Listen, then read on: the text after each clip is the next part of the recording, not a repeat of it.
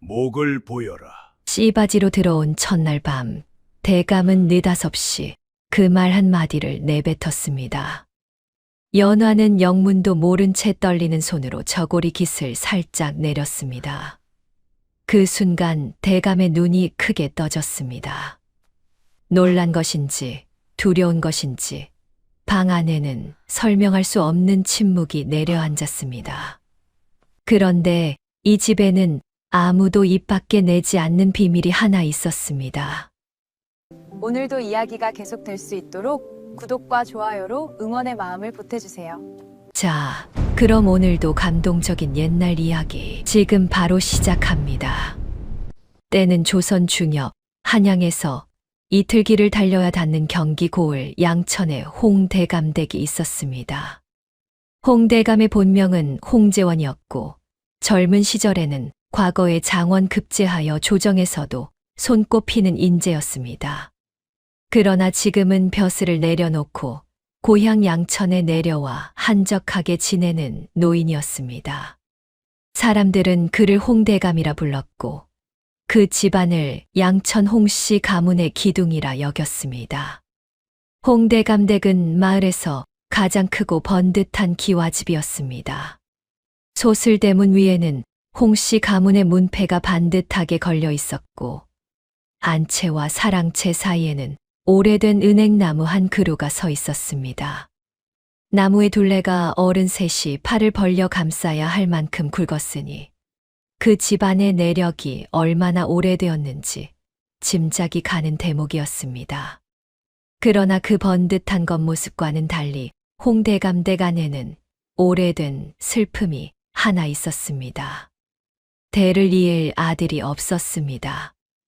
홍대감과 본처매 씨는 혼인한 지 30년이 넘었지만 사이에서 난 자식은 딸 하나뿐이었습니다. 그 딸마저 15세 시집을 보내고 나니 집 안이 텅 비어버렸습니다. 홍대감은 겉으로는 아무렇지 않은 척했지만 속으로는 해가 갈수록 초조해졌습니다. 양천 홍씨 가문의 대가 자기 대에서 끊어질 수도 있다는 생각이 밥상 앞에서도 잠자리에서도 그를 놓아주지 않았습니다. 본처매 씨는 홍대감보다 훨씬 더 속을 끓이는 사람이었습니다.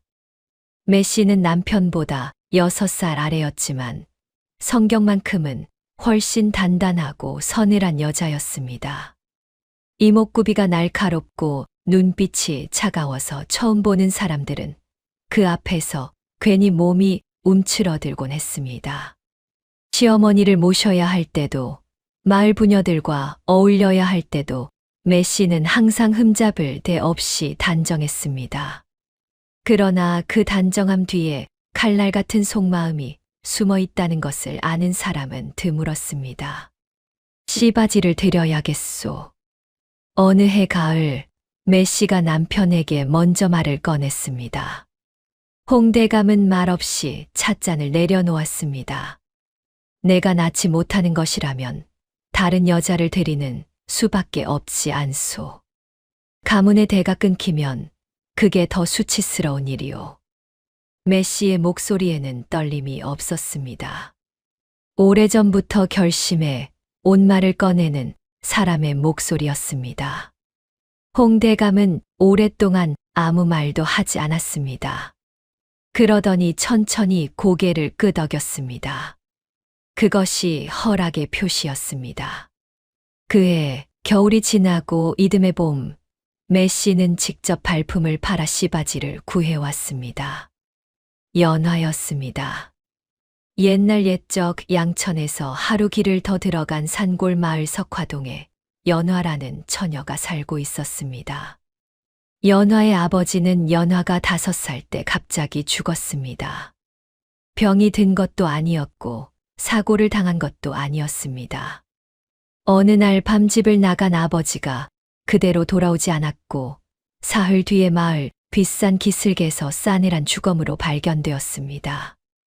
누가 죽인 것인지, 왜 죽은 것인지 아무도 몰랐습니다. 관아에 신고도 해보았지만 힘없는 백성의 죽음의 원님은 귀를 기울이지 않았습니다. 어머니는 그날부터 혼자 연화를 키웠습니다. 남의 집 바느질을 해주고 바치를 거들어주며 하루하루를 버텼습니다. 연화는 어릴 때부터 어머니 곁에 붙어 일을 도왔습니다. 9살에는 혼자 빨래를 하고 11살에는 혼자 밥을 지었습니다. 형편이 어려워도 웃음을 잃지 않는 아이였습니다. 어머니가 고단한 기색을 보이면 연화는 밤에 몰래 어머니 발을 주물러 드렸습니다. 어머니가 눈치채면 자는 척 눈을 감았습니다. 연화의 외모는 그 고된 삶과 어울리지 않게 곱고 맑았습니다. 눈썹이 반달처럼 부드럽고 눈동자가 가을 강물처럼 투명했습니다.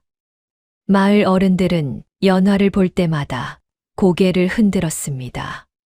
저 얼굴이 어미 팔자를 닮으면 어쩌려고. 아버지가 누군지도 모르는 아이가 저리 귀티가 흐르니 이상한 일이지. 어른들의 수군거림 속에는 안타까움과 묘한 의혹이 뒤섞여 있었습니다. 그러나 연화는 그런 눈길에 아랑곳하지 않았습니다. 자신이 어떻게 생겼는지, 남들이 자신을 어떻게 보는지 연화에게는 중요하지 않았습니다. 오늘 어머니가 밥을 먹었는지, 내일 장에 내다 팔 나물이 충분한지가 더 중요했습니다. 연화가 17이 되던 해봄, 어머니가 쓰러졌습니다. 처음에는 단순한 몸살인 줄 알았습니다. 그런데 사흘이 지나도 열이 내리지 않았습니다. 열흘이 지나자 음식을 넘기지 못했습니다. 마을 노인이 와서 맥을 짚어보더니 고개를 절레절레 흔들었습니다. 의원을 데려와야 하는데 이 몸 상태는 예사롭지 않구나. 의원을 부르려면 돈이 있어야 했습니다. 연화는 집 안을 샅샅이 뒤졌습니다. 어머니가 오랫동안 조금씩 아껴 모아둔 엽전이 있었습니다. 세어보니 20잎이었습니다. 의원을 부르고 약을 짓기에는 턱없이 모자란 돈이었습니다. 연화는 이웃집 문을 두드렸습니다. 그러나 석화동 사람들도 넉넉한 형편이 아니었습니다. 빌릴 수 있는 돈에는 한계가 있었습니다. 결국 연화는 마을 바코올 장터까지 걸어 나가 장리 돈놀이꾼을 찾아갔습니다. 그것이 실수였습니다. 장리 돈놀이꾼 이름은 박서방이라고 했습니다. 나이는 50을 넘겼고 눈이 가늘고 번들거렸습니다. 연화를 위아래로 훑어보더니 희죽 웃었습니다. 얼마나 필요하냐? 50냥이면 됩니다. 50냥, 담보는 있고. 연화에게는 담보로 내놓을 것이 없었습니다. 집은 남의 땅에 얹힌 초가였고 밭도 없었습니다. 연화는 잠시 망설이다 말했습니다. 제가 가을에 일을 해서 갚겠습니다. 박서방은 다시 희죽 웃었습니다. 몸으로 갚는다. 이거지, 좋아. 빌려주마. 대신 3달 안에 갚지 못하면 내년이 내 집에서 일을 해야 한다. 알겠느냐? 연화는 달리 선택지가 없었습니다. 고개를 끄덕였습니다. 의원을 데려오고 약을 짓는데 돈이 들었습니다. 그러나 어머니의 병은 차도가 없었습니다. 1달이 지났습니다. 2달이 지났습니다. 약값이 더 들었고 연화는 다시 박서방을 찾아가야 했습니다. 빚은 쌓여갔습니다. 그리고 3달째 되던 날, 박서방이 직접 연화의 집 앞에 나타났습니다. 기한이 됐다. 연화는 고개를 들었습니다. 조금만 더 기다려 주십시오. 어머니가 나으시면 제가 직접 일을 했어. 기다리는 동안 이자가 붙는다. 지금 내가 진 빚은 이자 포함 100냥이 넘었어. 어디서 100냥을 구해오겠느냐? 연화는 말문이 막혔습니다. 박서방은 손을 내저으며 돌아섰습니다. 내일까지 돈을 가져오든지 아니면 사람을 보낼 테니 각오해라. 이튿날 박서방이 보낸 사람은 뜻밖에도 여자였습니다. 비단 치마에 금 비녀를 꽂은 중년 여인이 연화의 집 앞에 서 있었습니다. 눈매가 서늘하고 입술이 얇았습니다. 내가 연화냐? 예. 나는 양천 홍 대감댁 안방만입니다. 박서방한테서 내 얘기를 들었다. 내 빚을 내가 대신 갚아주마. 연화는 그 말에 고개를 들었습니다. 매씨는 연화를 찬찬히 훑어보았습니다. 얼굴, 손, 허리, 걸음걸이. 마치 장터에서 물건을 고르는 눈빛이었습니다. 대신 조건이 하나 있다. 연화는 이미 짐작하고 있었습니다. 씨바지로 우리 집에 오너라. 방 안에서 어머니의 기침 소리가 들렸습니다. 연화는 눈을 감았습니다. 그리고 천천히 고개를 끄덕였습니다. 가겠습니다. 매씨는 그 말이 떨어지기가 무섭게 품에서 엽전 묶음을 꺼내 연화의 손에 쥐어 주었습니다. 마치 오래전부터 준비해 온 것처럼 빠른 손놀림이었습니다. 연화는 홍대감댁으로 떠나기 전날 밤 어머니 곁에 앉아 밤새 손을 잡고 있었습니다. 어머니는 겨우 눈을 뜨고 연화의 얼굴을 바라보았습니다. 연화야. 예, 어머니. 가지 마라. 제발 가지 마라. 연화는 웃었습니다. 떨리지 않으려고 힘을 준 웃음이었습니다. 어머니가 나으셔야 하잖아요. 저는 괜찮아요. 어머니는 더 말을 잇지 못하고 눈을 감았습니다. 그 뺨을 타고 눈물 한 줄기가 흘러내렸습니다. 연화는 그 눈물을 손끝으로 닦아드렸습니다. 이튿날 새벽 연화는 보따리 하나를 챙겨 홍 대감댁으로 향했습니다. 돌아보지 않으려 했지만 마을 어귀를 벗어나는 순간 한 번 뒤를 돌아보았습니다. 초가지붕 위로 새벽 안개가 낮게 깔려 있었습니다. 연화는 다시 앞을 바라보고 걸었습니다. 홍대감댁에 도착했을 때는 해가 중천에 떠 있었습니다. 소슬대문 안으로 들어서자 마당이 넓게 펼쳐졌고 은행나무, 그늘이 서늘하게 드리워져 있었습니다. 몸종복만이 마당 한켠에서 장작을 패다가 연화를 보고 멈추었습니다. 눈빛이 복잡했습니다. 불쌍하다는 것인지 미안하다는 것인지 알 수 없는 눈빛이었습니다. 매씨가 나와 연화를 안채 구석방으로 안내했습니다.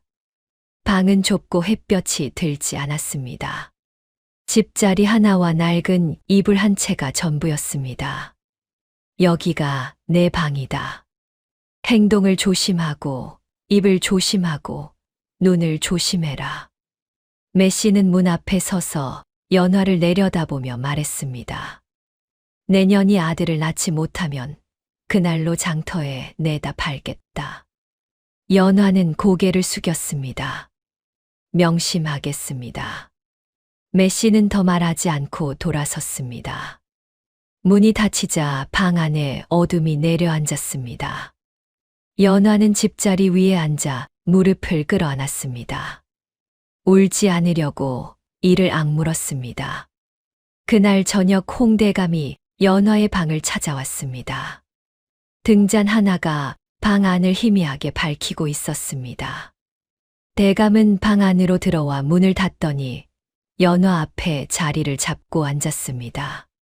60에 가까운 나이였지만 눈빛은 아직 형형했습니다. 그러나 그 눈빛 안에 무언가 깊은 슬픔이 가라앉아 있었습니다. 홍대감은 한참을 말없이 연화를 바라보았습니다. 연화는 눈을 내리깔고 조용히 앉아 있었습니다. 침묵이 길어졌습니다. 등잔 심지가 타며 작은 소리를 냈습니다. 그때였습니다. 목을 보여라. 연화는 고개를 들었습니다. 영문을 알 수 없는 말이었습니다. 처음 들어온 날 밤에 왜 목을 보여달라는 것인지 이해할 수 없었습니다. 그러나 거역할 수 없었습니다. 연화는 떨리는 손으로 치마폭을 조심스럽게 걷어 올렸습니다. 목덜미 드러났습니다. 엄지 손톱만 한 붉은 반점이 하나 있었습니다. 태어날 때부터 있던 것이었습니다. 연화는 그것을 크게 신경 써본 적이 없었습니다. 그냥 태어날 때부터 있었으니 있는 것이려니 여겼습니다. 그런데 홍대감의 얼굴이 굳었습니다. 눈이 커졌다가 가늘어졌습니다. 손이 허공에서 멈추었습니다. 입술이 달싹이다 다시 닫혔습니다. 그 얼굴에 스치는 감정이 너무 복잡해서 연화는 무엇을 읽어야 할지 알 수 없었습니다. 나가거라. 대감의 목소리가 낮고 떨렸습니다. 예. 오늘은 그냥 나가거라. 연화는 치마폭을 내리고 자리에서 일어났습니다. 문을 열고 나가려다 한 번 뒤를 돌아보았습니다. 홍대감은 두 손을 무릎 위에 올려놓은 채 고개를 떨구고 있었습니다. 등이 굽어 보였습니다. 늙고 지친 사람의 등이었습니다. 연화는 방문을 조용히 닫았습니다. 마당에는 바람이 불었습니다. 은행나무 잎이 흔들렸습니다. 연화는 어두운 마당을 가로질러 자신의 방으로 돌아왔습니다. 그리고 이불을 덮고 누웠습니다. 잠이 오지 않았습니다. 대감은 왜 목을 보여달라고 한 것일까? 그리고 왜 그 표정을 지은 것일까? 연화는 천장을 바라보며 오래도록 눈을 깜빡이지 않았습니다. 그것이 모든 일의 시작이었습니다. 이튿날 아침 연화는 일찍 일어나 부엌으로 향했습니다. 무엇이든 손을 놀려야 마음이 진정되는 것이 연화의 버릇이었습니다. 부엌에는 이미 찬모 할멈이 나와 있었습니다. 나이는 60이 넘었고 허리가 약간 굽어 있었지만 눈빛이 살아있는 할멈이었습니다. 무엇을 도와드릴까요? 됐다. 씨바지가 부엌에 들어오면 재수 없다는 말이 있어. 찬모 할멈의 목소리에는 저기가 없었습니다. 그냥 오래된 관습을 말하듯 무심한 말투였습니다. 연화는 고개를 끄덕이고 부엌에서 물러났습니다. 마당 한 귀퉁이에 서서 연화는 홍 대감댁을 천천히 둘러보았습니다. 사랑채 쪽에서 홍 대감이 나오고 있었습니다. 대감은 연화를 보더니 잠깐 걸음을 멈추었습니다. 두 사람의 눈이 마주쳤습니다. 대감이 먼저 눈을 돌렸습니다. 그 순간 복만이 장작더미 옆에서 연화를 향해 낮은 목소리로 말했습니다. 아가씨.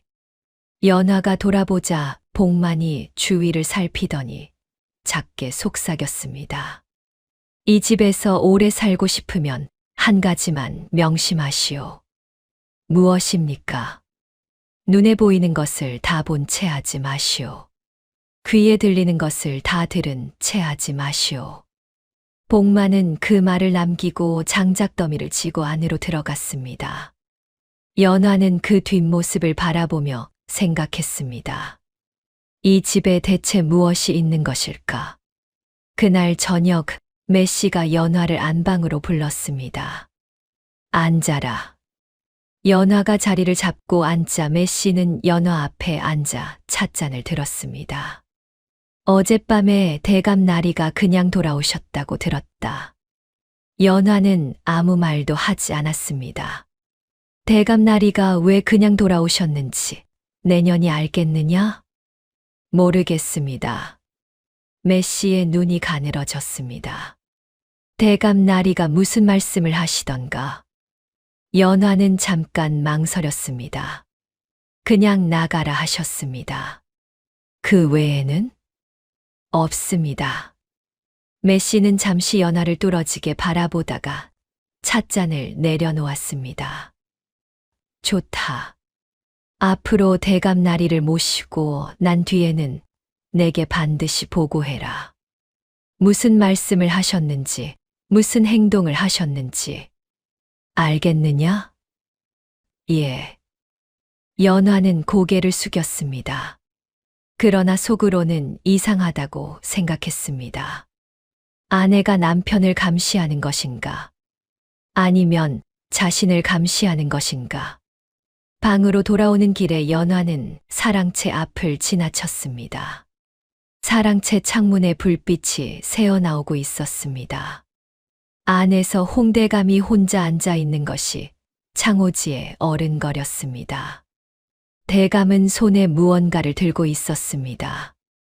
가만히 들여다보니 낡은 천 조각 같았습니다.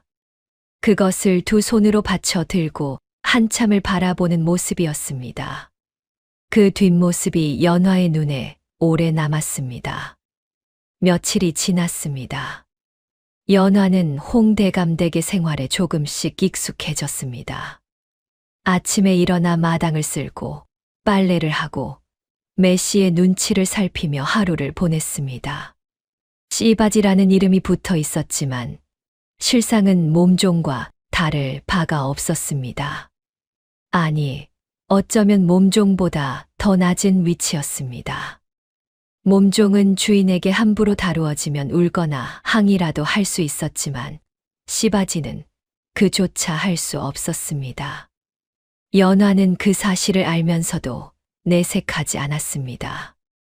아들을 낳아 빚을 갚고 어머니 곁으로 돌아가는 것이 유일한 목표였습니다. 그런데 이상한 것은 홍대감이었습니다. 첫날 밤 이후로 대감은 연화의 방을 찾아오지 않았습니다. 이틀이 지나고 사흘이 지나고 닷새가 지났지만 대감은 연화 곁에 얼씬도 하지 않았습니다. 멀리서 눈이 마주치면 먼저 고개를 돌렸고 마당에서 마주치면 못 본 척 지나쳤습니다. 매씨는 처음 며칠 모른 척했습니다. 그러나 열흘이 지나자 더 이상 참지 않았습니다. 어느 저녁 매씨가 사랑채 문을 거칠게 열어 젖혔습니다. 연화는 마침 마당을 지나다가 그 소리를 들었습니다. 대감, 씨바지를 왜 거들떠보지도 않으십니까? 낮고 단단한 매씨의 목소리였습니다. 비용을 얼마나 드린지 아십니까? 빚을 갚아주고 데려왔는데 이대로 놓아둘 작정이십니까? 홍대감의 대답은 들리지 않았습니다. 매씨의 목소리만 이어졌습니다. 이 집안의 대가 대감대에서 끊겨도 좋다는 말씀이십니까? 잠시 침묵이 흘렀습니다. 그러다 대감의 낮은 목소리가 들렸습니다. 잠시 시간을 주시오. 시간이요. 씨바지가 언제까지 이 집에 있을 수 있다고 보십니까? 나이가 있지 않습니까? 매씨의 목소리는 칼처럼 서늘했습니다. 연화는 마당 구석에 서서 숨을 죽였습니다. 알겠소. 조만간 그리하겠소. 대감의 대답에 매씨는 문을 닫고 나왔습니다. 마당에서 연화와 마주친 매씨는 눈살을 찌푸렸습니다. 왜 거기 서 있느냐? 방으로 들어가라. 연화는 고개를 숙이고 발길을 돌렸습니다. 그날 밤 연화는 잠자리에 누워 이것저것 생각했습니다. 대감이 자신에게 오지 않는 이유가 무엇일까? 단순히 꺼리는 것인가? 아니면 그날 반목을 보고 난 뒤부터 무언가가 달라진 것인가? 문득 복만이 했던 말이 떠올랐습니다. 눈에 보이는 것을 다 본 채 하지 마시오. 귀에 들리는 것을 다 들은 채 하지 마시오. 연화는 눈을 감았습니다. 이 집에는 분명히 무언가가 있었습니다. 그것이 무엇인지 아직은 알 수 없었습니다. 그러나 언젠가는 알게 될 것 같다는 예감이 들었습니다. 그 예감은 며칠 뒤 전혀 뜻밖의 방식으로 현실이 되었습니다. 연화가 홍대감 댁에 온 지 15째 되던 날이었습니다. 아침 일찍 마당을 쓸던 연화는 사랑채 뒤편 담장 아래에 무언가가 떨어져 있는 것을 발견했습니다. 처음에는 그냥 지나치려 했습니다. 그러나 발길이 그쪽으로 향했습니다. 담장 아래 낙엽 사이에 작은 천 조각이 놓여 있었습니다.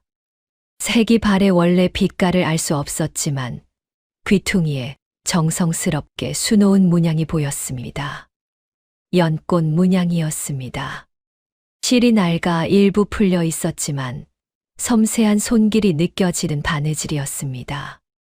연화는 그것을 집어들었습니다. 자신도 모르게 그것을 한참 바라보았습니다. 왜인지 알 수 없었지만 그 천 조각에서 눈을 떼기가 어려웠습니다. 어딘가 낯이 익은 것 같기도 했고 처음 보는 것 같기도 했습니다. 그것을 어디서 주웠느냐? 낮고 긴장된 목소리가 들렸습니다. 연화가 고개를 들자 홍 대감이 사랑채 문 앞에 서 있었습니다. 낯빛이 하얗게 질려 있었습니다. 떨리는 눈으로 연화의 손 안에 있는 천 조각을 바라보고 있었습니다. 저쪽 담장 아래에 떨어져 있었습니다. 혹시 대감 나리의 것이십니까? 대감은 대답하지 않았습니다. 빠른 걸음으로 연화에게 다가오더니 그 천 조각을 받아 두 손으로 감쌌습니다. 손이 미세하게 떨렸습니다. 나리. 대감은 대답하지 않았습니다. 그대로 몸을 돌려 사랑채 안으로 들어가더니 문을 닫았습니다. 연화는 그 닫힌 문을 바라보았습니다. 가슴 한켠이 먹먹했습니다. 이유를 알 수 없는 감정이었습니다. 그날 오후 연화가 빨래를 널고 있을 때 복만이 곁으로 왔습니다. 아까 그 천 조각 어디서 주웠소? 담장 아래에 있었습니다. 바람에 떨어진 것인지. 복만은 말없이 고개를 끄덕였습니다. 그러더니 낮게 말했습니다. 대감 나리가 20년 넘게 품고 다니신 것이오. 그것을 잃어버리셨을 때 사흘을 방 안에만 계셨소. 20년을요? 그렇소. 연화는 빨랫감을 내리고 복만을 바라보았습니다. 그게 무엇인지 아십니까? 복만은 잠깐 주저하더니 말했습니다. 베네쩌고리 조각이요. 베네쩌고리요. 갓 태어난 아이에게 입히는 첫 옷. 그 조각이요. 연화는 멈추었습니다. 가슴이 이상하게 두근거렸습니다. 누구의 것입니까? 복만은 대답하지 않았습니다. 그냥 시선을 거두고 장작더미 쪽으로 걸어갔습니다. 그날 밤 연화는 오랫동안 잠을 이루지 못했습니다. 베네쩌고리 조각. 20년. 홍대감. 그리고 목덜미의 붉은 반점. 하나하나는 아무것도 아닌 것 같았습니다. 그러나 그것들이 하나로 이어지는 순간 연화는 등줄기가 서늘해지는 것을 느꼈습니다. 아직 확신할 수 없었습니다. 그러나 무언가 거대한 것이 자신을 향해 다가오고 있다는 것만은 알 수 있었습니다. 다음 날도 그 다음 날도 연화는 그 생각을 떨쳐내려 했습니다. 말도 안 되는 일이었습니다. 씨바지로 팔려온 처녀가 대감의 혈육이라니. 세상에 그런 우연이 있을 리 없었습니다. 연화는 스스로를 다독였습니다. 그냥 묻고 가자. 이 집에서 할 일을 하고 어머니 곁으로 돌아가는 것만 생각하자. 그러나 생각은 마음대로 되지 않는 법이었습니다. 연화가 홍대감 댁에 온 지 20날이 넘어가던 어느 날, 연화는 처음으로 복만에게 직접 물었습니다. 복만 씨, 대감 나리께 자식이 없으십니까? 복만이 멈추었습니다. 마님과 사이에 딸 하나가 있소. 시집을 간 지 오래됐지요. 그것뿐입니까? 복만은 연화를 바라보다가 장작을 내려놓았습니다. 아가씨, 왜 그것을 물어보시오? 그냥 궁금해서입니다. 그냥 궁금한 것이 아닌 것 같구먼. 연화는 잠깐 망설였습니다. 그러더니 조용히 물었습니다. 대감 나리께서 20년 넘게 간직하신 베네쩌고리 조각. 그것이 누구의 것인지 알고 싶습니다. 복만은 오랫동안 아무 말도 하지 않았습니다. 하늘을 한번 올려다보고 마당 끝 은행나무를 한번 바라보더니 낮게 한숨을 내쉬었습니다. 내가 알기에는 말이오. 복만의 목소리가 낮아졌습니다. 대감 나리가 젊은 시절에 벼슬길에 오르기 전에 마님 아닌 다른 여인을 사랑하셨다는 말이 있소. 연화는 숨을 죽였습니다. 그 여인이 아이를 낳았소. 딸이었다는 말도 있고 아들이었다는 말도 있소. 그런데 그 아이가 어떻게 됐는지는 나도 모르오. 대감 나리께서 벼슬길에 오르시면서 그 여인과는 헤어지셨고 그 뒤로는 아무것도 알 수 없게 됐다고 하오. 그 여인은요? 죽었다는 말이 있소. 아이를 낳고 얼마 되지 않아서. 연화는 입술을 다물었습니다. 가슴 안쪽이 이상하게 당겼습니다. 그렇다면 그 아이는요? 모르오. 나도 거기까지는 모르오. 복만은 다시 장작을 집어들었습니다. 아가씨, 더 이상 묻지 마시오.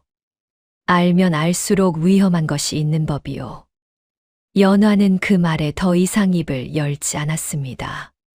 그날 밤 연화는 집자리에 누워 천장을 바라보았습니다. 어머니의 얼굴이 떠올랐습니다. 아버지에 대해 어머니는 한 번도 자세히 말해준 적이 없었습니다. 갑자기 죽었다. 그것뿐이었습니다. 어머니가 아버지에 대해 물으면 항상 눈을 돌렸습니다. 어떻게 만났는지, 어디 사람이었는지 아무것도 말해준 적이 없었습니다. 그때는 그냥 슬픔이 많아서 그런 줄 알았습니다. 그런데 지금 생각하니 이상했습니다. 연화는 눈을 감았습니다. 자신의 목덜미를 손끝으로 만졌습니다. 붉은 반점이 느껴졌습니다. 어머니도 이것에 대해 아무 말도 해준 적이 없었습니다. 그냥 태어날 때부터 있었던 것이라고만 했습니다. 연화는 생각을 멈추려 했습니다. 그러나 멈출 수가 없었습니다. 다음 날 아침 홍대감이 사랑채 마루에 앉아 차를 마시고 있었습니다. 연화는 마당을 쓸다가 멈추었습니다. 그리고 처음으로 스스로 대감에게 다가갔습니다. 날이 여쭤볼 것이 있습니다. 대감이 찻잔을 내려놓았습니다. 말해보거라. 소녀의 어머니 이름이 금년이라 합니다. 석화동에 살았는데 혹시 나리께서 아시는 분이십니까? 대감의 손이 멈추었습니다. 찻잔이 마루에서 미세하게 흔들렸습니다. 금년이라 하였느냐? 예. 대감은 한참을 아무 말도 하지 않았습니다. 그러다 천천히 고개를 들어 연화를 바라보았습니다. 그 눈 속에 무언가가 요동치고 있었습니다. 어머니가 지금은 어떠하시냐? 많이 편찮으십니다. 그래서 소녀가 이 집에 오게 된 것이고요. 대감은 다시 침묵했습니다. 그 침묵이 너무 길어서 연화는 실수를 했나 싶어 고개를 숙이려는데 대감이 낮게 말했습니다. 물러가거라. 연화는 고개를 숙이고 물러났습니다. 그러나 물러서는 발걸음이 무거웠습니다. 그날 오후 홍대감은 복만을 불렀습니다. 연화는 그것을 몰랐습니다. 다만 저녁 무렵 복만이 홍대감 댁을 나가는 것을 보았습니다. 행색이 급한 사람 같았습니다. 어디를 가는 것인지 물어볼 수 없었습니다. 그로부터 사흘 뒤였습니다. 복만이 돌아왔습니다. 그리고 그날 밤 사랑채에서 홍대감의 낮은 신음소리가 새어나왔습니다. 우는 것인지 앓는 것인지 알 수 없는 소리였습니다. 찬모 할멈이 불안한 낯빛으로 사랑채 쪽을 바라보다가 고개를 저었습니다. 이튿날 아침 대감은 밥을 들지 않았습니다. 그리고 연화는 알게 되었습니다. 복만이 마당 구석에서 연화를 불러 낮게 말해 주었습니다. 아가씨 어머니가 사흘 전에 돌아가셨소. 연화는 그 자리에 굳어버렸습니다. 뭐라고요? 대감 나리께서 나를 보내 알아보게 하셨소. 석화동에 가서 확인하고 돌아왔소. 아가씨가 이 집에 온 뒤 열흘이 지나 돌아가셨다 하오. 연화는 아무 말도 하지 못했습니다. 숨이 가슴 안에서 막히는 것 같았습니다. 이 집에 온 뒤 열흘. 그렇다면 연화가 마당을 쓸고 빨래를 하고 첫날 밤을 보내던 그 무렵에 어머니가 눈을 감은 것이었습니다. 연화는 천천히 마당 귀퉁이에 쪼그려 앉았습니다. 무릎이 풀렸습니다. 눈에서 눈물이 흘렀습니다. 한 방울, 두 방울, 그러더니 어깨가 흔들렸습니다. 소리를 내지 않으려 이를 물었지만 참을 수 없었습니다. 복만은 아무 말도 하지 않고 곁에 서 있었습니다. 한참 뒤에 연화가 고개를 들었습니다. 눈이 벌겋게 부어 있었습니다. 나리께서 알아보게 하셨다고 하셨습니까? 그렇소. 왜요? 복만은 대답하지 않았습니다. 연화는 스스로 일어섰습니다. 소매로 눈물을 닦고 다시 빗자루를 들었습니다. 손이 떨렸습니다. 그러나 움직였습니다. 그날 저녁 홍대감이 연화의 방 앞에 왔습니다. 문을 두드리지는 않고 잠시 그 앞에 서 있었습니다. 연화는 방 안에서 그 기척을 느꼈습니다. 문을 열지 않았습니다. 잠시 후 발소리가 멀어졌습니다. 연화는 이불 속에 얼굴을 묻었습니다. 어머니를 마지막으로 본 것이 그 새벽이었습니다. 보따리 하나를 들고 돌아서던 그 새벽. 어머니가 제발 가지 말라고 했을 때 자신은 웃으며 걸어왔습니다. 그 웃음이 마지막 인사였습니다.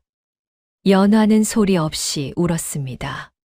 한참을 울고 나서 눈을 닦았습니다. 그리고 결심했습니다. 이 집에서 버텨야 한다고. 살아남아야 한다고. 그것이 어머니에게 할 수 있는 유일한 것이라고. 사흘이 지났습니다. 연화는 다시 마당을 쓸었습니다. 다시 빨래를 했습니다. 눈물이 말라버린 자리에 단단한 것이 들어찬 것 같았습니다. 그 무렵 홍대감이 처음으로 연화의 방을 다시 찾아왔습니다. 방 안에 들어온 대감은 연화 앞에 앉더니 한참을 말이 없었습니다. 연화도 말하지 않았습니다. 내 어머니가 돌아가셨다는 말을 들었을 것이다. 예. 미안하다. 연화는 고개를 들었습니다. 대감이 자신에게 미안하다고 말하는 이유를 알 수 없었습니다. 나리께서 미안하실 것이 없습니다. 있다. 대감의 목소리가 낮고 무거웠습니다. 내 어머니가 내가 알던 사람이라면, 그리고 내가 생각하는 사람이 맞다면 미안한 것이 있다. 연화의 심장이 빠르게 뛰었습니다. 이 순간을 기다린 것인지 두려워한 것인지 알 수 없었습니다. 나리, 그게 무슨 말씀이십니까? 아직은 말할 수 없다. 대감은 눈을 내리깔았습니다. 아직은 확인할 것이 남아있다. 그러나 한 가지는 말해두겠다. 대감이 천천히 고개를 들어 연화를 바라보았습니다. 이 집에서 내가 씨바지로 있어서는 안 된다. 연화는 숨을 멈추었습니다. 그게 무슨 말씀이십니까? 아직은 더 말할 수 없다. 그러나 조만간 모든 것이 밝혀질 것이다. 그때까지 내가 이 집에서 무사히 있어야 한다. 대감은 자리에서 일어났습니다. 그러더니 마지막으로 한마디를 남겼습니다.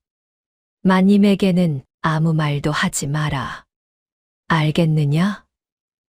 예. 대감이 방을 나갔습니다. 연화는 오랫동안 그 닫힌 문을 바라보았습니다.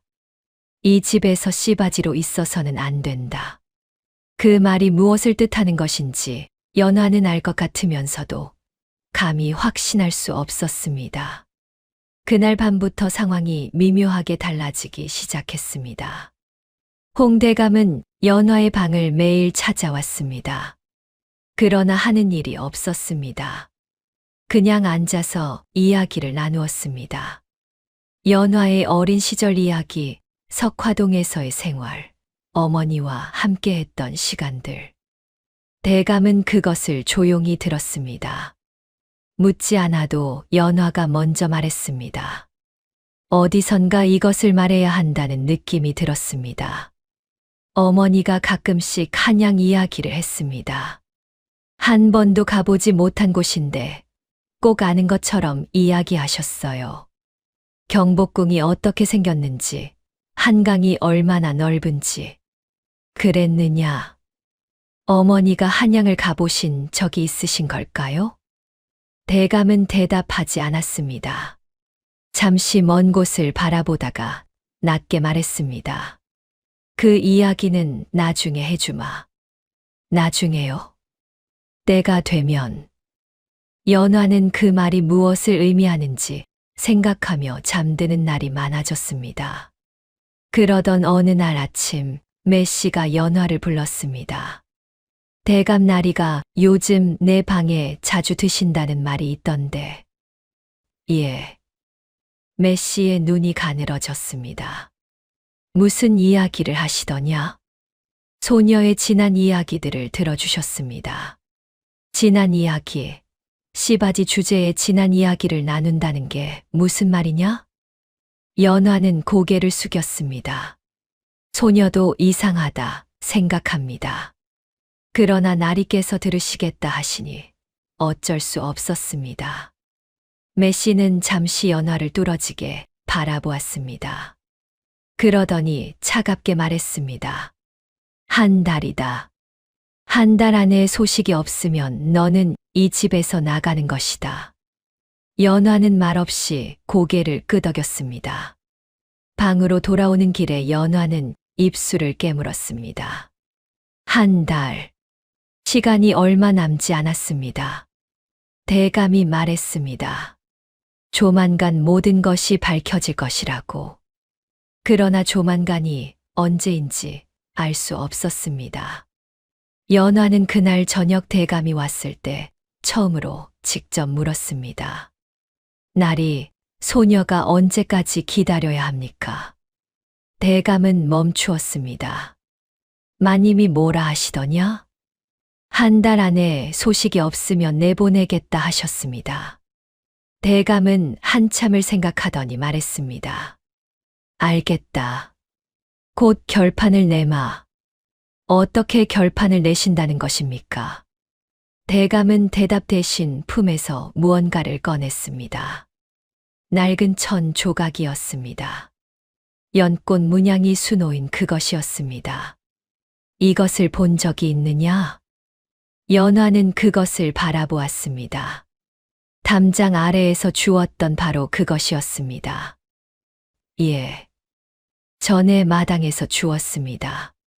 그전에는 어릴 때 이것과 비슷한 것을 본 적이 없었느냐? 연화는 기억을 더듬었습니다. 어릴 때 어머니 장롱속. 어머니가 아무도 열어보지 못하게 하던 장롱 구석에 작은 보자기가 있었습니다. 연화가 한번 열어보려 하자 어머니가 손을 잡고 막았습니다. 그 보자기 속에 무언가가 있었습니다. 연화가 기억을 말하자 대감의 눈이 반짝였습니다. 그 보자기 속에 무엇이 있었는지 아느냐? 모릅니다. 어머니가 절대 열어보지 못하게 하셨습니다. 대감은 고개를 끄덕였습니다. 그러더니 결심한 듯 말했습니다. 내일 복만을 석화동에 다시 보내마. 내 어머니가 남기신 것들을 수습해 오도록. 나리. 연화가 눈을 들었습니다. 소녀가 여쭤도 되겠습니까? 말해라. 나리는 소녀가 누구라고 생각하십니까? 홍대감은 오랫동안 연화를 바라보았습니다. 그 눈 속에 오래된 슬픔이 출렁였습니다. 아직은 말할 수 없다. 그러나 내가 생각하는 사람이 맞다면 이 집에서의 내 삶이 달라질 것이다. 달라진다는 것이 어떤 의미입니까? 내가 씨바지로 이 집에 들어온 것이 아니라는 뜻이다. 연화는 숨을 들이마셨습니다. 가슴이 조여들었습니다. 그리고 바로 그 순간이었습니다. 방문이 열렸습니다. 메시가 서 있었습니다. 두 사람을 번갈아 바라보는 메시의 눈이 가늘고 날카로웠습니다. 그 눈이 대감의 손에 들린 천 조각으로 향했습니다. 찰나였습니다. 그러나 그 찰나에 메시의 얼굴이 굳어버렸습니다. 그것을 왜 저 계집 앞에서 꺼내셨습니까? 대감의 목소리가 낮아졌습니다. 볼일이 있어서요. 볼일이요. 메시의 입술이 떨렸습니다. 분노인지 두려움인지 알 수 없는 떨림이었습니다. 대감, 저 계집이 대체 누구라는 것입니까? 때가 되면 말하겠소. 때가 되면이요? 메시의 목소리가 높아졌습니다. 지금 말씀해 주십시오. 저 계집을 데려온 것은 저입니다. 왜 씨바지에게 20년 전 물건을 보여주십니까? 홍대감은 천천히 자리에서 일어났습니다. 마님, 지금은 이야기할 때가 아니오. 아니오, 지금 이야기해야 합니다. 자리를 피하시오. 두 사람의 눈이 마주쳤습니다. 메시는 눈을 내리깔지 않았습니다. 오히려 한 발짝 더 안으로 들어왔습니다. 그 순간 연화가 조용히 일어났습니다. 소녀가 나가 있겠습니다. 두 사람 모두 연화를 보았습니다. 연화는 고개를 숙이고 방 밖으로 나왔습니다. 문이 닫히자 안에서 낮은 목소리들이 이어졌습니다. 연화는 마당을 가로질러 자신의 방으로 들어갔습니다. 이불 위에 앉아 무릎을 껴안았습니다. 이 집에서 무언가가 터지려 하고 있었습니다. 그것이 자신에게 어떤 결과를 가져올지 알 수 없었습니다. 그러나 연화는 알고 있었습니다. 이제 더 이상 예전으로 돌아갈 수 없다는 것을. 복만이 이튿날 새벽 일찍 석화동으로 떠났습니다. 사흘이 걸리는 길이었습니다. 연화는 그 사흘 동안 메시의 눈총을 견뎌야 했습니다. 메시는 대감 앞에서는 아무 말도 하지 않았습니다. 그러나 연화와 단둘이 있을 때는 달랐습니다. 내년이 대감 나리를 홀린 것이냐? 아닙니다, 마님. 씨바지 주제의 대감과 밤마다 이야기를 나눠 내가 무슨 짓을 한 것이냐? 나리께서 들으셨을 뿐입니다. 웃기는 소리. 남자를 홀리는 방법이 꼭 몸뚱이만 있는 것이 아니라는 거 알지? 메시의 눈이 위험하게 빛났습니다. 한 번만 더 대감 나리와 수상쩍은 짓을 하면 그냥 두지 않겠다. 연화는 고개를 숙이고 대답하지 않았습니다. 사흘째 저녁 복만이 돌아왔습니다. 손에 낡은 보자기를 들고 있었습니다. 연화의 손이 떨렸습니다. 홍대감이 사랑채로 복만을 불렀습니다. 연화는 초대받지 않았습니다. 마당 귀퉁이에 서서 사랑채 불빛을 바라보았습니다. 얼마나 지났을까 복만이 나와 연화에게 말했습니다. 대감 나리께서 오시랍니다. 연화는 사랑채로 들어갔습니다. 홍대감이 탁자 위에 보자기를 펼쳐놓고 있었습니다. 그 안에는 낡은 천 조각 하나와 다른 호패 하나, 그리고 접힌 종이 한 장이 있었습니다. 대감은 연화가 들어오자 종이를 집어들었습니다. 이것이 내 어머니 방에서 나온 것이다. 연화는 그 종이를 바라보았습니다. 접힌 곳마다 낡아 찢어질 것 같았습니다. 읽어보거라. 연화는 종이를 받아들었습니다. 천천히 펼쳤습니다.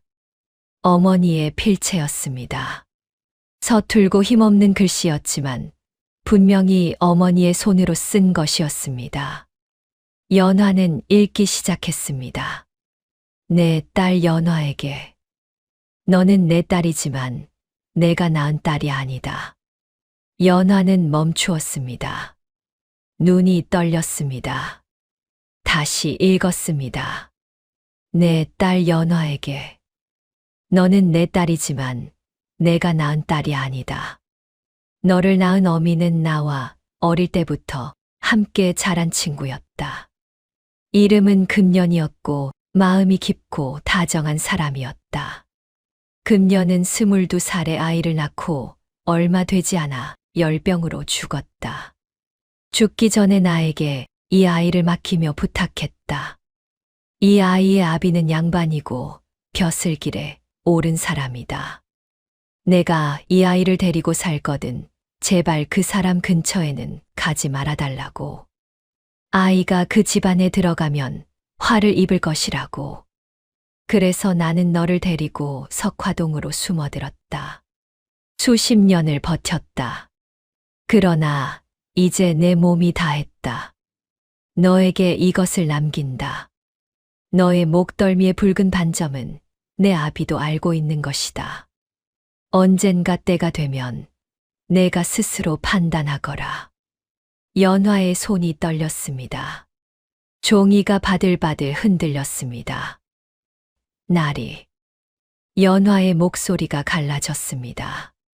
홍대감은 눈을 감고 있었습니다. 두 손을 무릎 위에 얹은 채 고개를 숙이고 있었습니다. 이것이 사실입니까? 대감은 천천히 고개를 들었습니다. 눈가가 붉었습니다. 사실이다. 그렇다면 나리는 그래.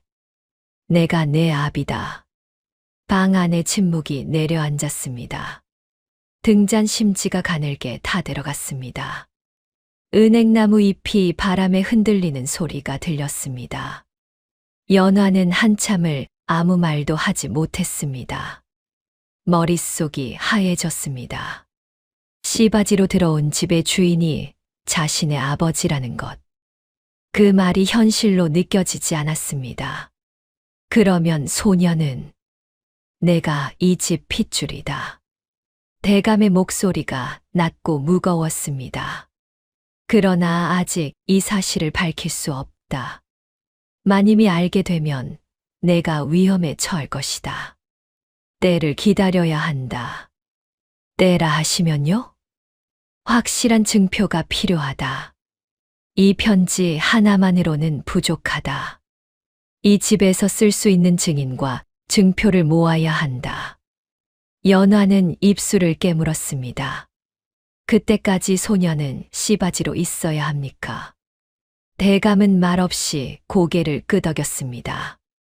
그 고개 숙임에는 참을 수 없는 부끄러움이 담겨 있었습니다. 연화는 눈을 내리깔았습니다. 그리고 조용히 말했습니다. 알겠습니다. 기다리겠습니다. 그러나 그 기다림은 연화가 생각하는 것보다 훨씬 더 험난한 길이었습니다.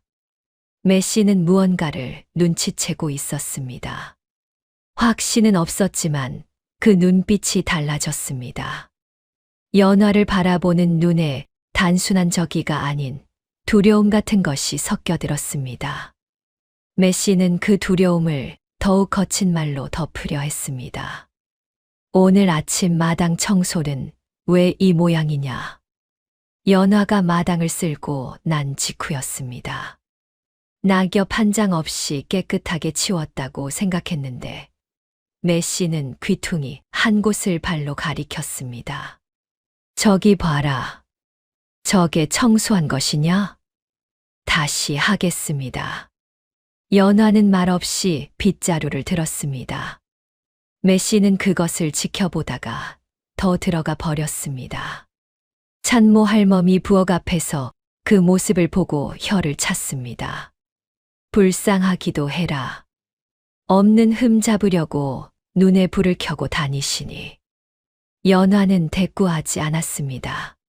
빗자루질을 계속했습니다.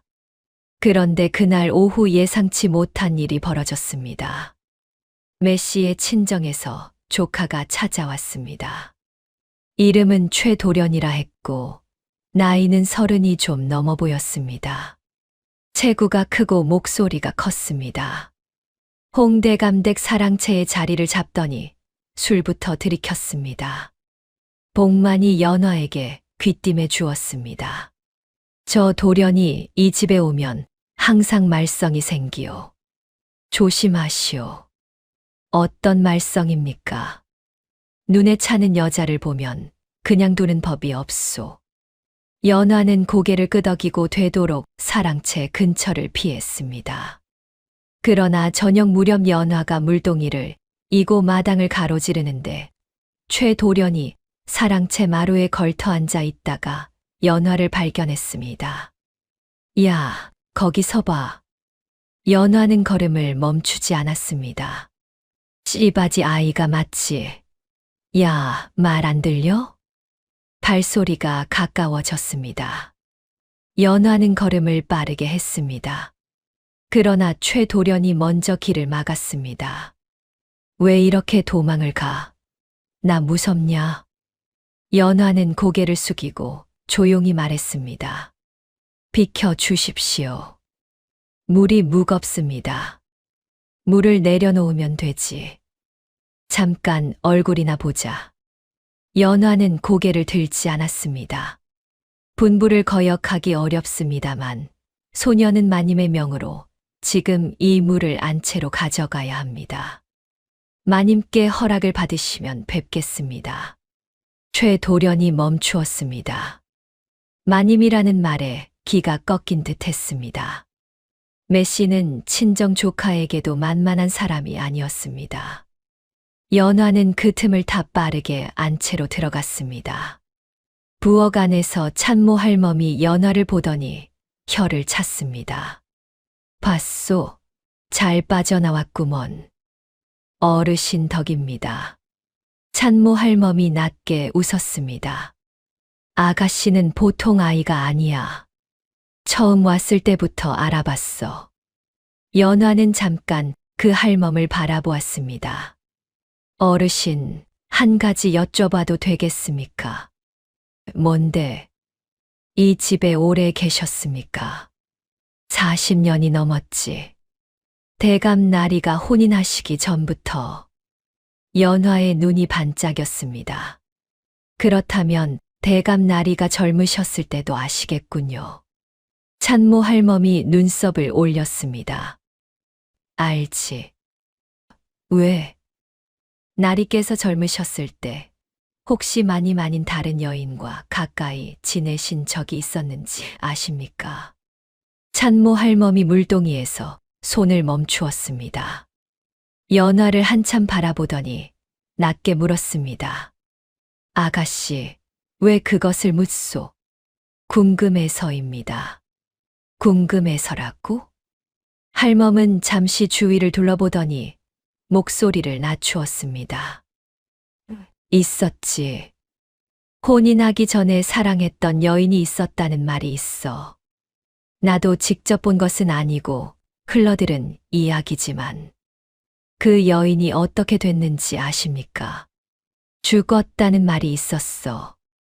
아이를 낳고 얼마 안 있다가 그 뒤로 대감 나리가 한동안 많이 상심하셨지. 아이는요? 할멈이 멈추었습니다. 아이가 있었다는 말은 들었는데 어떻게 됐는지는 모르오. 그 당시 나는 이 집 부엌에 있었고 사랑채 일은 알 수가 없었으니. 연화는 고개를 끄덕였습니다. 감사합니다, 어르신. 찬모 할멈이 연화의 얼굴을 물끄러미 바라보았습니다. 아가씨.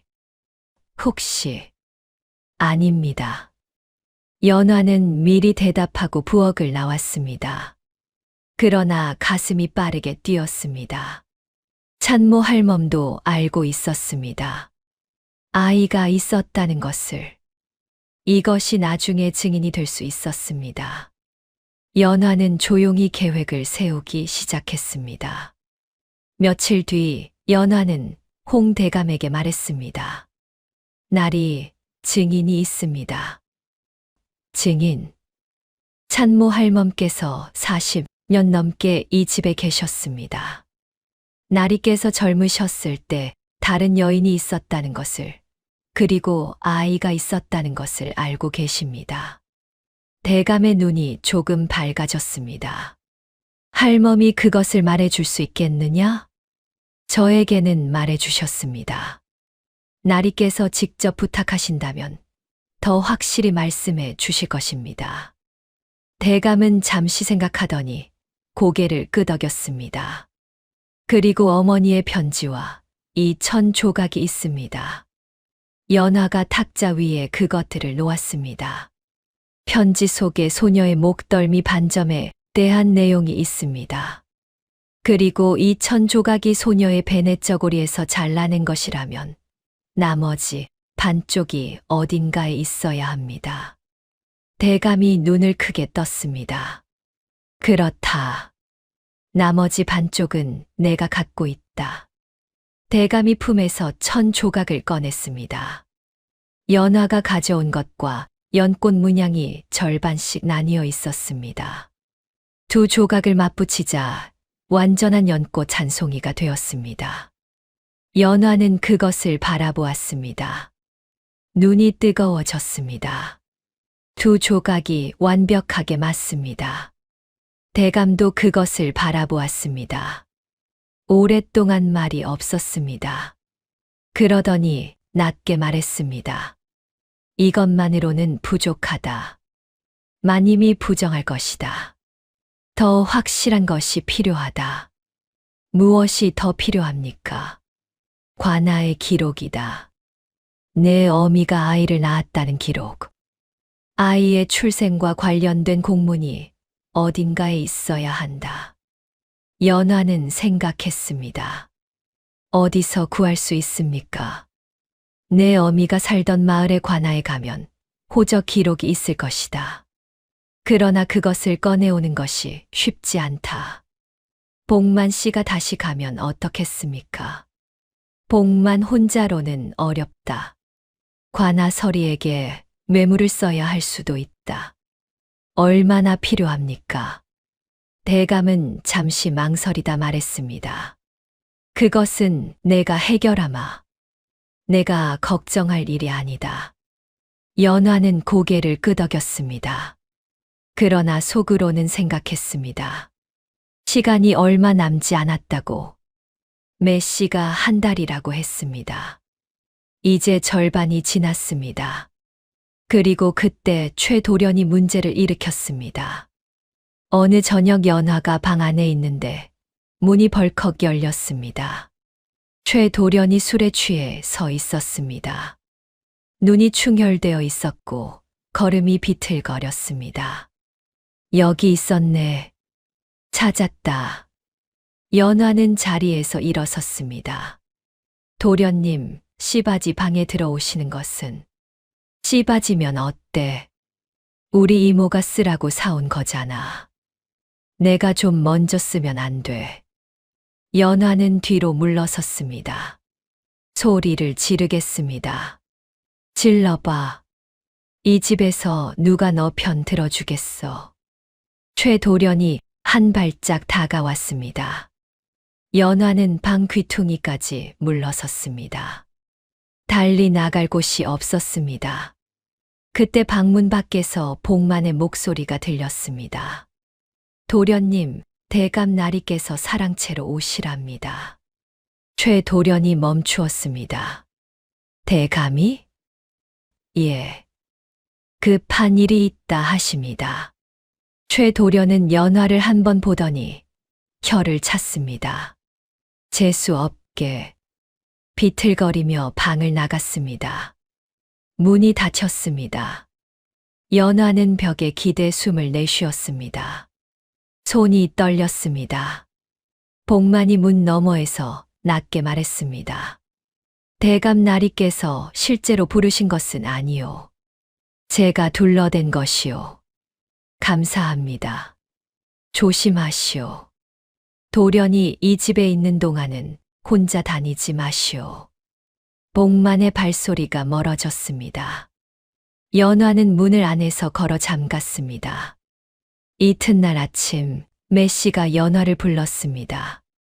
조카 최도련이 밤새 연화에게 접근했다는 것을 이미 알고 있는 눈치였습니다. 어젯밤에 조카가 왔다던데. 예. 무슨 일이 있었느냐? 소녀가 거절하고 방문을 잠갔습니다. 매씨의 눈이 가늘어졌습니다. 씨바지 주제에 거절이라는 말을 쓰는 것이냐? 연화는 말없이 고개를 숙였습니다.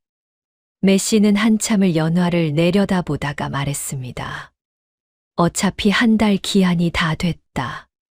내가 이 집에서 소식이 없으면 내보내겠다고 했지. 이제 열흘도 남지 않았다. 압니다. 아직도 대감 나리가 내 방에 오지 않으시는 것이냐? 오십니다. 오신다고? 매씨의 눈이 번쩍였습니다. 그런데 왜 소식이 없느냐? 연화는 대답하지 않았습니다. 매씨는 무언가를 읽으려는 듯 연화의 얼굴을 뜯어보았습니다. 그러더니 찻잔을 들었습니다. 좋다. 열흘을 더 기다리겠다. 그 안에 소식이 없으면 그날로 짐을 싸거라. 연화는 고개를 숙이고 방을 나왔습니다. 마당에 나오니 은행나무 잎이 노랗게 물들어 있었습니다. 가을이 깊어가고 있었습니다. 연화는 그 나무를 바라보았습니다. 언제부터였는지 이 나무가 마음에 걸렸습니다. 대감이 젊은 시절에 심었다는 나무. 이 집의 모든 것을 지켜본 나무. 그날 오후 복만이 관하로 떠났습니다. 대감이 뇌물용돈을 마련해 보냈습니다. 석화동과 나의 호적 기록을 확인하고 오는 일이었습니다. 그것이 마지막 증표가 될 것이었습니다. 그런데 그날 밤 이상한 일이 일어났습니다. 연화가 잠자리에 들렸는데 방문 밖에서 바스락거리는 소리가 났습니다. 가만히 귀를 기울이니 누군가 마당을 조심스럽게 걷는 소리였습니다. 연화는 문틈으로 밖을 내다보았습니다. 매씨였습니다. 매씨가 사랑채 쪽으로 걸어가고 있었습니다. 손에 무언가를 들고 있었습니다. 촛불 하나가 손에 쥐어져 있었고 그 빛에 비친 매씨의 얼굴은 평소와 달리 긴장되어 있었습니다. 사랑채 문이 열렸다 닫혔습니다. 연화는 잠시 망설이다 방문을 열고 나왔습니다. 마당은 고요했습니다. 발소리를 죽이고 사랑채 가까이 다가갔습니다. 창호지 너머로 두 사람의 목소리가 들렸습니다. 매씨의 목소리였습니다. 대감, 저 계집이 대체 누구입니까? 솔직하게 말씀해 주십시오. 홍 대감의 목소리가 낮게 들렸습니다. 때가 되면 말하겠소. 때가 되면이라고요? 지금이 그때입니다. 당신이 저 계집에게 보여준 것, 20년 넘게 간직해온 그 1000조각. 그것이 무엇입니까? 대감. 매씨의 목소리가 높아졌습니다. 혹시 저 계집이 당신의 피부치입니까? 침묵이 흘렀습니다. 매씨의 목소리가 떨렸습니다. 대답해 주십시오. 마님, 대답하십시오.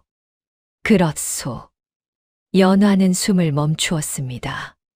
잠시 아무 소리도 들리지 않았습니다.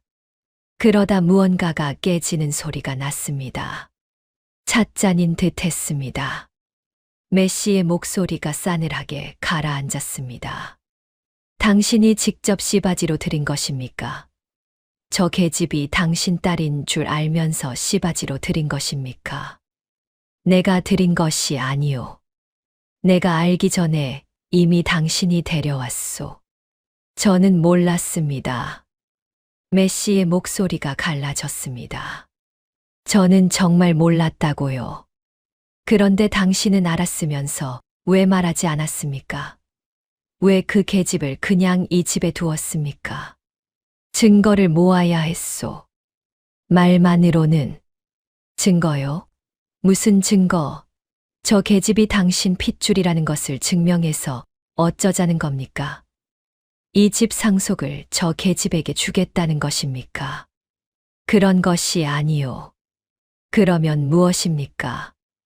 홍 대감의 목소리가 낮아졌습니다. 내 죄를 씻어야 하오.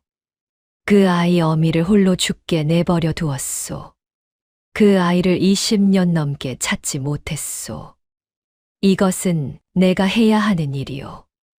메시의 웃음소리가 들렸습니다. 차갑고 메마른 웃음이었습니다. 좋습니다. 당신이 하고 싶은 대로 하십시오. 대신 저도 제가 해야 할 일을 하겠습니다. 마님, 물러가십시오. 발소리가 다가오는 것이 느껴졌습니다. 연화는 빠르게 뒤로 물러나 자신의 방으로 달려갔습니다. 문을 닫고 이불 속에 파고들었습니다. 심장이 빠르게 뛰었습니다. 메시가 알았습니다. 그것이 무엇을 의미하는지 연화는 본능적으로 알았습니다. 위험했습니다. 이튿날 아침부터 이상한 일들이 시작되었습니다. 찬모 할멈이 연화에게 말했습니다. 아가씨, 마님이 나를 불러서 이것저것 물으셨소. 무엇을 물으셨습니까?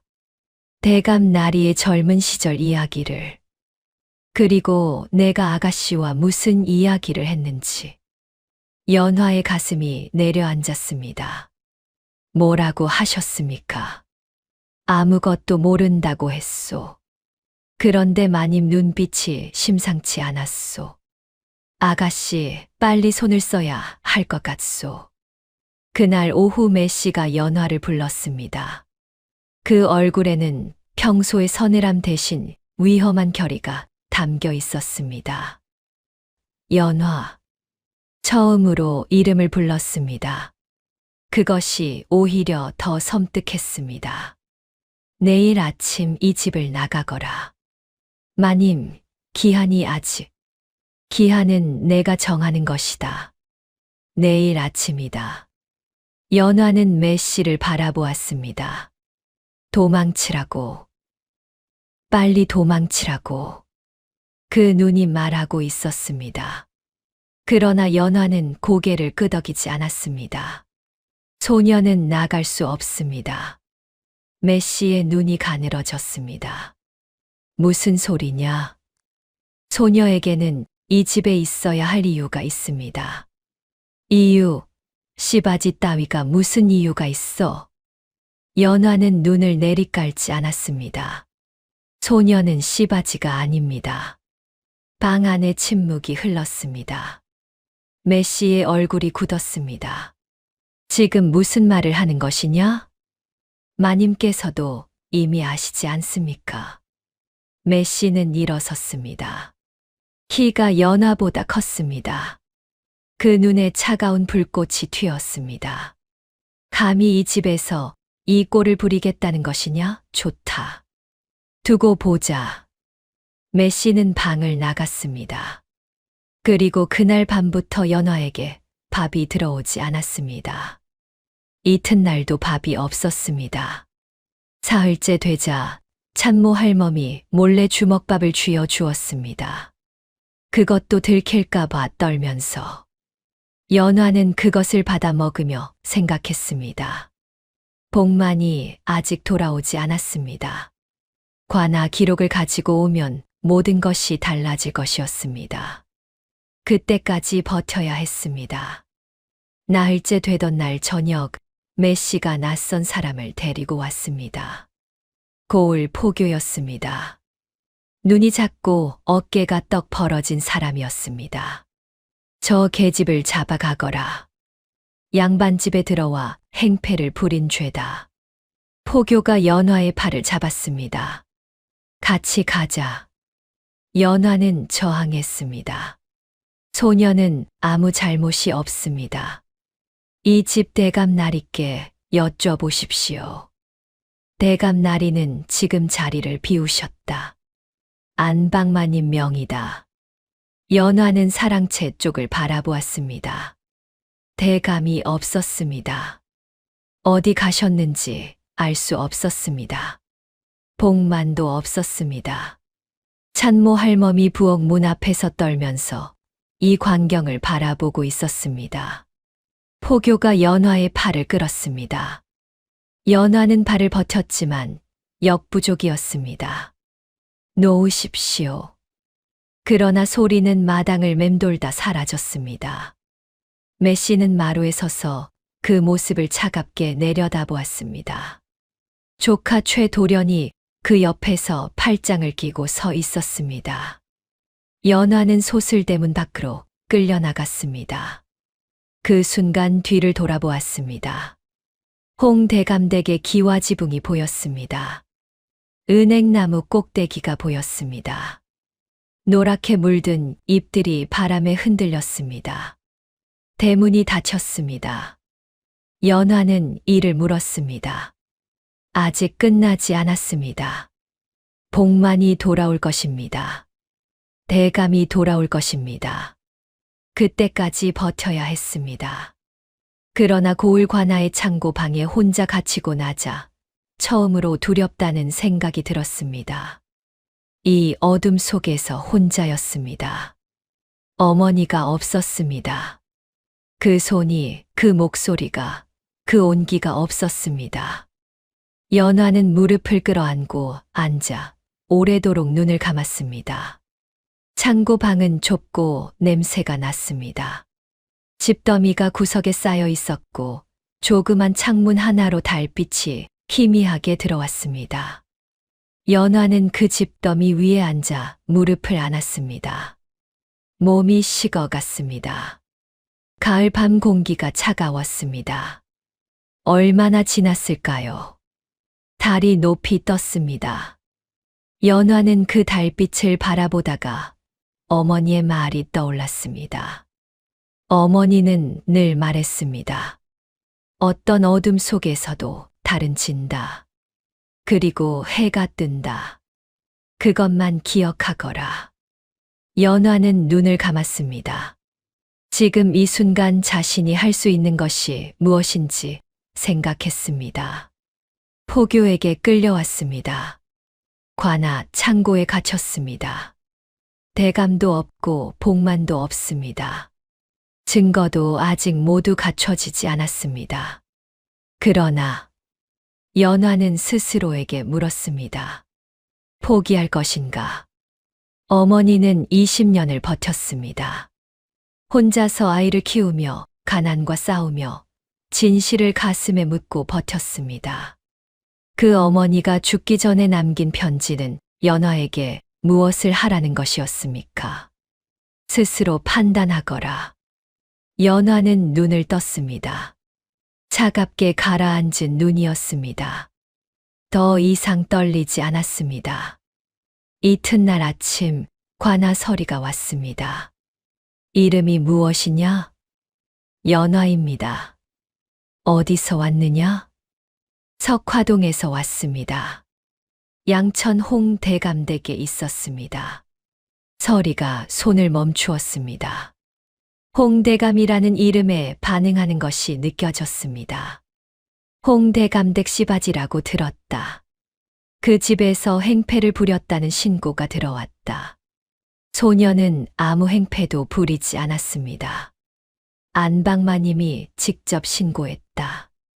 마님이 두려운 것이 있어서 소녀를 내보내려 한 것입니다. 서리가 눈썹을 올렸습니다. 마님이 두려운 것. 씨바지가 그런 말을 하면 믿겠느냐? 믿지 않으셔도 됩니다.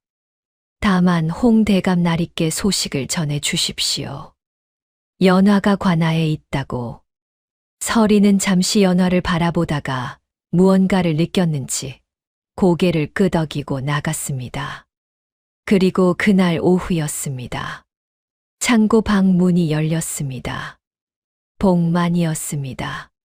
숨이 차 있었고 얼굴에 먼지가 묻어 있었습니다. 막 달려온 사람의 모습이었습니다. 아가씨, 괜찮으시오? 네. 어디 계셨습니까? 관아에서 돌아오다 소식을 들었소. 아가씨가 잡혀왔다는 것을.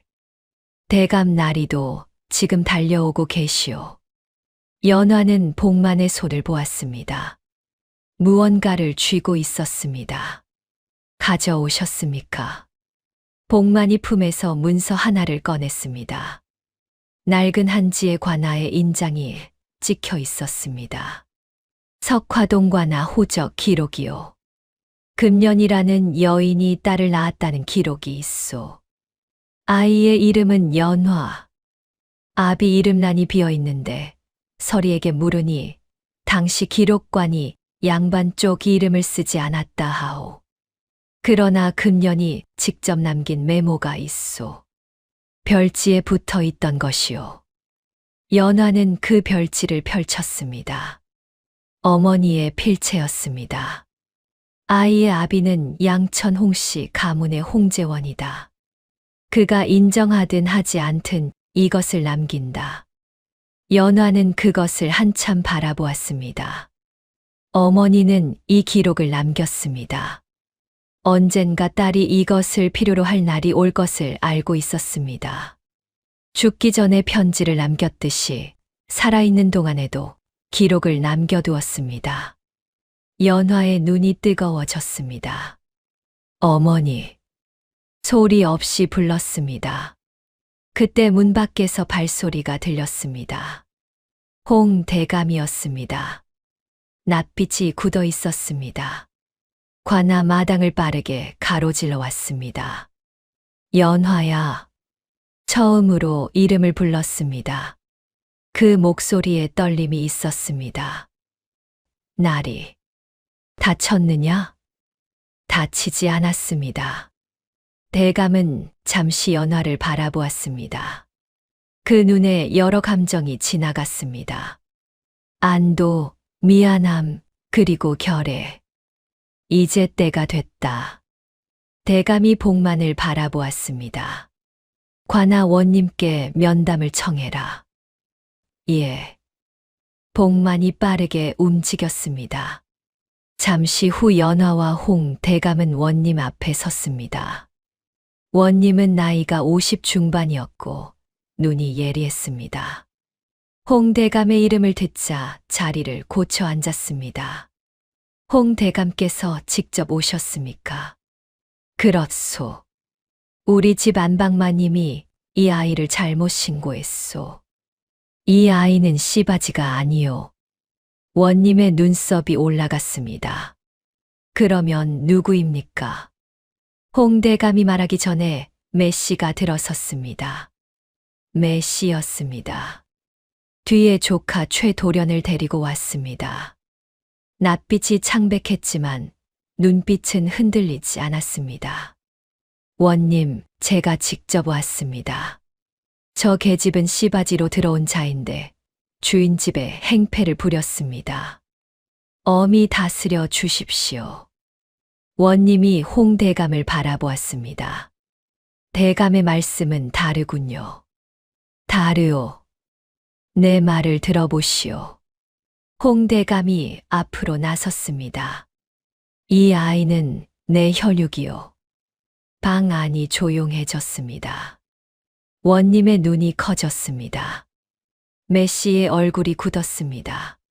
증거가 있소. 대감이 천천히 증거를 제시하기 시작했습니다. 첫째, 연화의 어머니 금년이 남긴 편지. 아이가 홍대감의 혈육임을 밝히고 목덜미의 붉은 반점이 그 증거라고 적혀 있었습니다. 둘째, 석화동과 나의 호적 기록. 금년의 친필 별지에 홍재원이라는 이름이 적혀 있었습니다. 셋째, 베넷저고리 1000 조각 2개. 홍대감이 오랫동안 간직해 온 반쪽과 연화 어머니의 유품에서 나온 반쪽이 완벽하게 맞았습니다. 넷째, 연화의 목덜미의 붉은 반점. 대감이 첫날 밤 그것을 보았고 그 자리에서 알아보았습니다. 다섯째, 찬모 할멈의 증언. 할멈이 직접 앞으로 나서겠다고 했습니다. 원님이 기록을 꼼꼼히 살폈습니다. 1000 조각 2개를 맞춰보더니 고개를 끄덕였습니다. 호적 기록의 별지를 읽더니 눈을 들었습니다. 이것이 사실이라면 대단히 중한 일이요. 메씨가 앞으로 나섰습니다. 원님, 저 편지는 죽은 여인이 쓴 것이고 호적 기록의 별지는 확인되지 않은 것입니다. 저 계집이 위조한 것일 수도 있습니다. 원님이 메씨를 바라보았습니다. 그렇다면 2000 조각은 어떻게 설명하겠소? 대감이 20년 넘게 간직한 것과 저 아이 어머니의 유품이 정확히 맞아떨어지는 것을. 그것도 꿈인 것일 수 있습니다. 어떻게 꿈입니까? 1000 조각의 올과 염색이 같습니다. 20년 된 것을 지금 꾸밀 수 없소. 메씨가 입을 열었다 닫았습니다. 원님이 연화를 바라보았습니다. 목을 보여라. 연화가 저고리 깃을 내렸습니다. 목덜미의 붉은 반점이 드러났습니다. 원님이 기록된 내용과 대조했습니다. 어머니의 편지에는 붉은 반점의 위치와 크기가 자세히 적혀 있었습니다. 일치했습니다. 원님이 찬모 할멈을 바라보았습니다. 할멈이 앞으로 나왔습니다. 허리를 약간 굽히고 떨리는 손을 앞에 모았습니다. 어르신, 아시는 것을 말씀해 주시겠소? 예. 소인은 홍대감 댁에서 40년 넘게 일했습니다. 대감 나리가 혼인하시기 전에 다른 여인과 가까이 지내셨다는 것을 알고 있습니다. 그 여인이 아이를 낳았다는 말도 들었습니다. 딸이라고 했습니다. 직접 보셨소? 아이를 직접 보지는 못했습니다. 그러나 대감 나리께서 그 무렵 몹시 상심하셨다는 것과 그 뒤로 작은 1000 조각을 항상 품에 간직하고 계셨다는 것은 직접 보았습니다. 원님이 홍대감을 바라보았습니다. 대감의 말씀을 더 들어도 되겠습니까?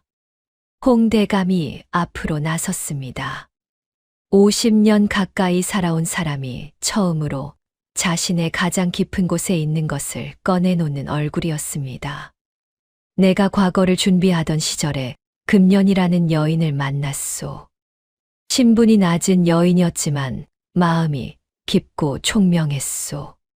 그 여인을 사랑했소. 그러나 집안의 압박으로 혼인을 하게 됐고 금년과는 헤어질 수밖에 없었소. 그 뒤에 금년이 딸을 낳았다는 소식을 들었소. 그러나 찾지 못했소. 아니, 찾으려 하지 않았소. 그것이 내 죄요. 대감의 목소리가 낮아졌습니다. 20년 넘게 그 죄를 안고 살았소. 그런데 그 아이가 씨바지로 내 집에 들어왔소. 내 아내가 직접 데려왔소. 이것이 하늘의 뜻인지 벌인지 모르겠소. 그러나 이제는 바로잡아야 하오. 원님이 오랫동안 생각했습니다. 그러더니 메씨를 바라보았습니다. 안방마님, 이 증거들을 보셨소. 무슨 할 말이 있소? 메씨의 입술이 떨렸습니다. 저는 조카 최도련이 곁에서 귓속말을 했습니다. 메씨가 눈을 들었습니다. 원님, 저 계집이 이 집에서 씨바지 일을 제대로 하지 않은 것은 사실입니다. 혈육이든 아니든 행패를 부린 것은 행패를 부른 것이 없소. 원님이 잘났습니다. 씨바지로 들어온 자리가 실상은 대감의 혈육이었다는 사실을 알고 그 사실을 밝히려 했다는 것이 행패가 됩니까? 메씨는 말문이 막혔습니다. 원님이 천천히 말했습니다. 제출된 증거들은 충분히 신빙성이 있소. 고적 기록의 금년이라는 여인이 홍대감과 관련이 있다는 점, 편지의 내용, 천 조각이 맞아떨어진다는 점, 목덜미의 표식이 기록과 일치한다는 점, 이 집에서 오래 일한 증인의 증언, 이 모든 것이 일치하고 있소. 원님이 연화를 바라보았습니다. 이 아이는 홍대감의 혈육으로 인정함이 타당하오. 이 자리에서 그것을 공문으로 남기겠소. 메씨가 자리에서 일어섰습니다. 원님, 앉으시오, 마님. 원님의 목소리가 낮아졌습니다. 마님께서 씨바지를 드릴 때 신원을 확인하지 않은 것은 마님의 과실이오. 대감의 혈육을 씨바지로 드린 것, 그리고 진실을 알고 난 뒤에도 이 아이를 관아에 신고한 것. 이것은 마님이 답해야 할 문제요. 메씨의 얼굴이 하얗게 질렸습니다. 이 관아의 신고는 허위 신고로 처리하겠소. 그리고 연화는 즉시 석방이요. 최도련이 목소리를 높였습니다. 원님, 이것은 너무. 도련은 물러서시오. 이 자리에서 더 발언하면 당신도 처벌을 면하기 어렵소. 어젯밤 씨바지 방에 들어갔다는 증언이 이미 있소. 최도련의 얼굴이 굳었습니다. 그는 더 말하지 못하고 고개를 떨구었습니다. 원님이 연화를 바라보았습니다. 연화, 이제 이 관아를 나가도 좋소. 연화는 고개를 숙였습니다. 감사합니다. 관아 마당으로 나오자 가을 햇볕이 환하게 내리쬐었습니다. 찬 공기가 볼을 스쳤습니다. 홍대감이 연화 곁에 섰습니다. 미안하다. 연화는 대감을 바라보았습니다. 20년. 긴 세월이었습니다.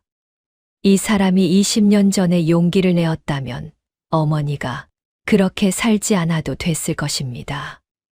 연화가 그렇게 살지 않아도 됐을 것입니다.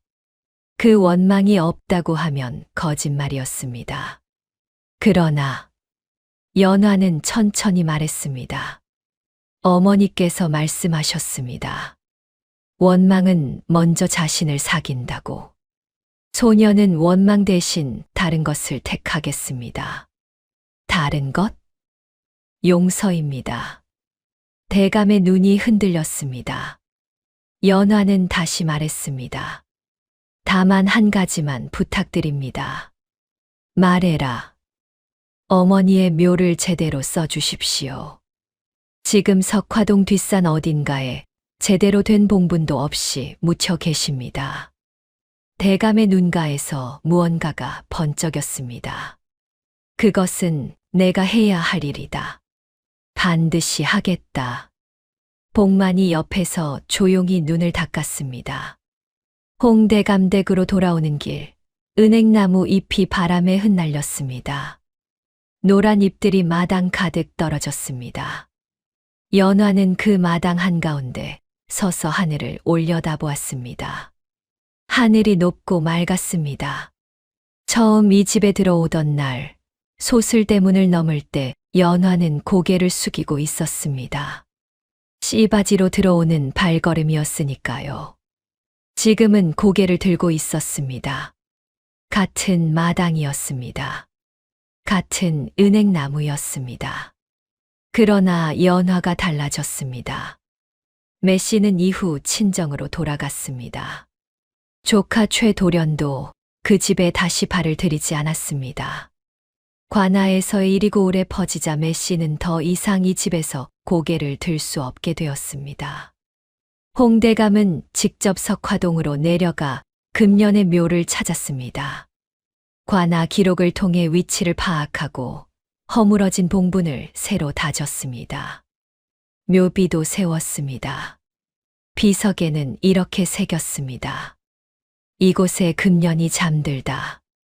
깊고 다정한 마음을 가졌던 사람. 연화는 어머니 묘 앞에 앉아 오래도록 머물렀습니다. 말을 많이 하지는 않았습니다. 다만 마지막에 이렇게 말했습니다. 어머니, 소녀 왔어요. 봄이 되었습니다. 홍대감댁 마당에 봄꽃이 피었습니다. 연화는 아침마다 마당을 쓸었습니다. 이전과 똑같은 일이었지만 이제는 다른 마음으로 했습니다. 씨바지의 손이 아니라 이 집의 사람으로서의 손으로. 복만이 장작을 패다가 연화를 보고 고개를 끄덕였습니다. 찬모 할멈이 부엌에서 연화를 부르는 소리가 들렸습니다. 연화야, 아침밥 됐다. 들어와라. 연화는 빗자루를 내려놓고 부엌으로 향했습니다. 은행나무 아래를 지날 때 잠깐 걸음을 멈추었습니다. 나무를 올려다보았습니다. 새잎이 돋아나고 있었습니다. 연한 초록빛이 가지마다 물들어 있었습니다. 홍대감이 사랑채 마루에서 차를 마시다가 연화를 바라보았습니다. 연화도 대감을 바라보았습니다. 두 사람은 아무 말도 하지 않았습니다. 말이 없어도 알 수 있는 것들이 있었습니다. 연화는 다시 걸었습니다. 가볍고 단단한 발걸음이었습니다. 사람의 가치는 태어남이 아니라 살아감에 있다고 했습니다. 연화의 어머니 금년도, 연화를 키워준 어머니도, 그리고 연화 자신도 그 말을 살아냈습니다. 어둠 속에서도 고개를 들고 쓰러질 것 같을 때도 다시 일어서며, 그것이 이 이야기가 오늘날까지 전해 내려오는 이유입니다. 다음 영상을 빠르게 만나보시려면 좋아요와 구독을 눌러주세요. 지금 화면에 나오는 더 재미있는 영상들도 함께 해주세요. 그럼 모두 행복한 하루 보내세요. 감사합니다.